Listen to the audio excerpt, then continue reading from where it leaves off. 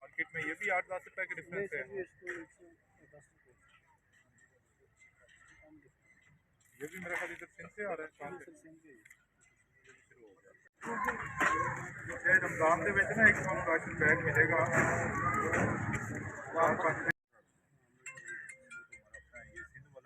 सिंध वाला तो सर ये स्टार्ट हो गया ना, ये बढ़ना मैं चाह रहा हूँ कि सप्लाई बढ़ती जाएगी, सर बढ़ती जाएगी। इसका सर 4 का फर्क है मार्केट में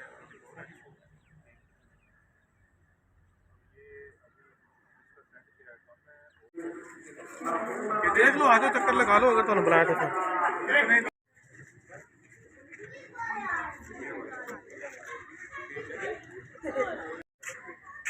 पहले थानू कोई मिली इस बार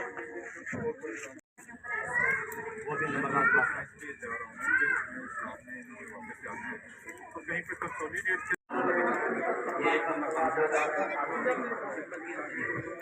फोन नहीं से क्या मुराद है?